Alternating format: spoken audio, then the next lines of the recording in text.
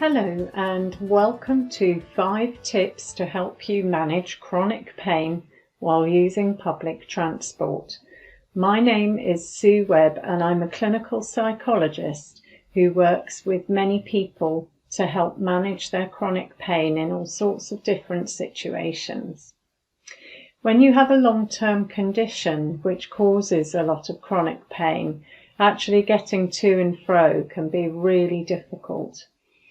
If you're somebody who finds it very hard to sit for long periods of time, or who can't cope with being jostled about and having, or who finds it very difficult dealing with vibrations from dodgy suspension while you're travelling, things can be very miserable when you're trying to get anywhere.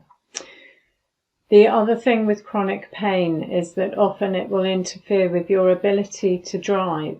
So that actually means that using public transport is actually a better option overall for your physical and your mental health needs.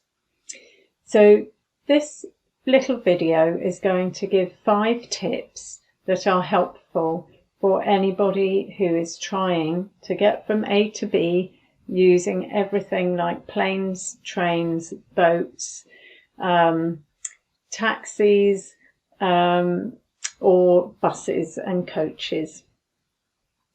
Tip 1, plan ahead and allow extra time.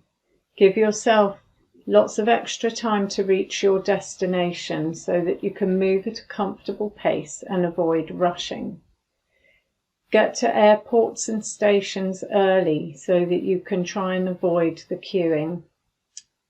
Rushing can increase stress levels and exacerbate pain.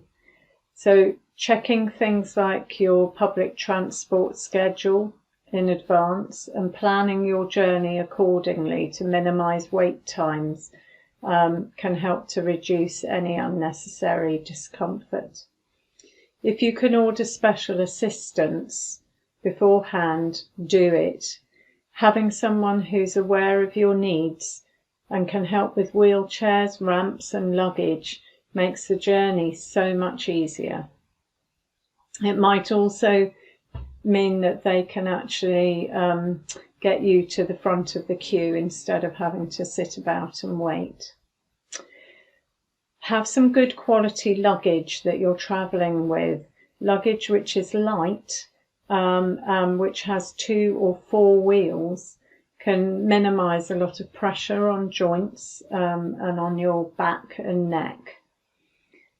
Try to travel light by also seeing if you can buy toiletries when you get to where you're going. Obviously that's actually much more sensible if you're travelling by air anyway, but certainly if you're taking any luggage anywhere, any distance with you, then toiletries will often add to the weight. So if you can make sure that you keep it to a minimum by buying toiletries when you get there, that's a big advantage. At the end of your journey, you might need to allow an extra day or 2 to rest in between in order to recover from travelling. And actually, if you have already factored in a rest day, again, that takes a lot of pressure off with in terms of being able to enjoy your holiday more. Tip 2, choose the right seating. If you can, try and book your seat in advance. Book a front-facing seat if you find you get motion sickness, or if you're going on a coach and you find it a bit better being at the front, try and get a seat at the front. Ask for a seat for people with disabilities, as they're likely to also have more leg room. And when using public transport, try and select seating that provides the most support and comfort for your specific needs. So look for seats with adequate cushioning, or opt for priority seating if that's available. Consider using cushions or pillows to provide extra support to areas that you are very prone to pain, such as your lower back and hips. Sometimes it's possible to take with you some inflatable cushions or some beam-filled travel cushions that again are often purposefully a bit lighter, and those can be very useful to bring with you. Tip 3, using aids to help with your mobility. If it's necessary, consider using things like assistive devices such as walking sticks, canes or crutches to provide stability and reduce strain on your body while you're navigating through the stations. And certainly when you're boarding and leaving a vehicle, you might find that you need these things.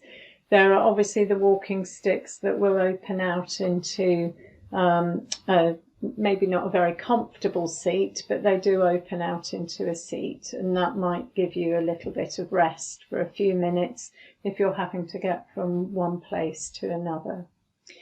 These kinds of devices will also help you distribute your weight and alleviate the pressure on painful areas, or just literally to provide you with a little bit of a break.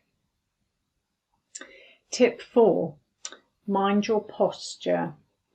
Pay attention to your posture while you're seated on the public transport. Sit with your back straight and supported, so again with one of your cushions if possible, and try and distribute your weight evenly over both hips. Avoid slouching or hunching over, as this can increase tension and general discomfort. If you're standing, try and engage your core muscles and maintain a stable stance, so making sure that your feet are hip distance apart.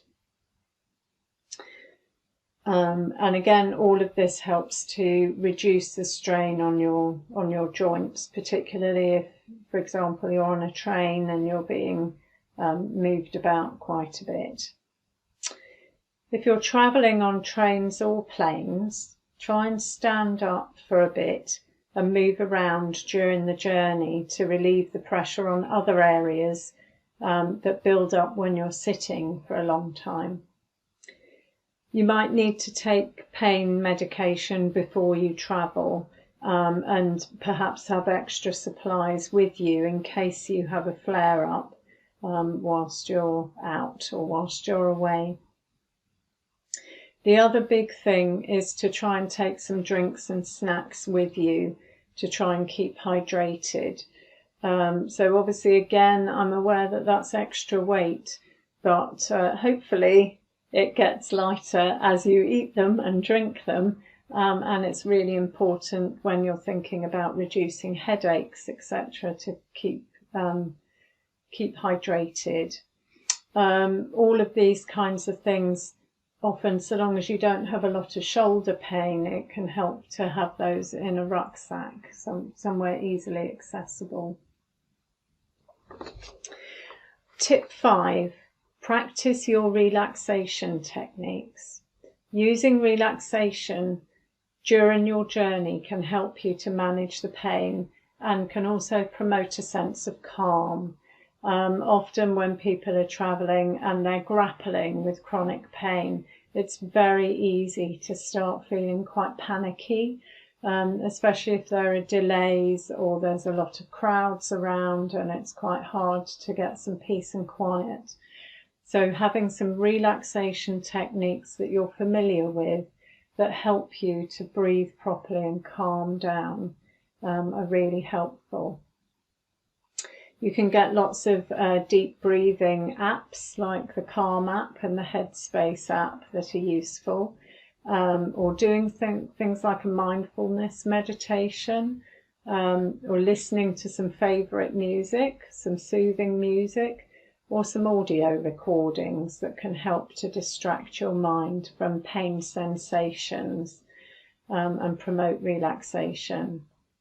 On my website, that's www.soulfully, suewebpsychology.com. There are 3 relaxation YouTube videos of different types of relaxation. Those can be really useful just to download them and take them with you. So do consider having a bit of a bit of variety of things like that you can choose from. Consider using noise cancelling headphones and earplugs to create a more peaceful environment so that you might be able to have a bit of a nap if you can. Doing things like taking some essential oils with you that you find calming can be good, or carrying some puzzle books, or doing Wordle and Sudokus if they're your kinds of things. Anything that's distracting and that helps you to really switch off mentally can be great. If you have a wheat bag, you can ask to have this heated up for you at service stations, airports, on the planes, or the buffet car of a train. Alternatively, things like sticky heat pads might be useful, and a lighter solution for travelling, or things like a TENS machine. So there are 5 tips for helping you to travel a bit more comfortably.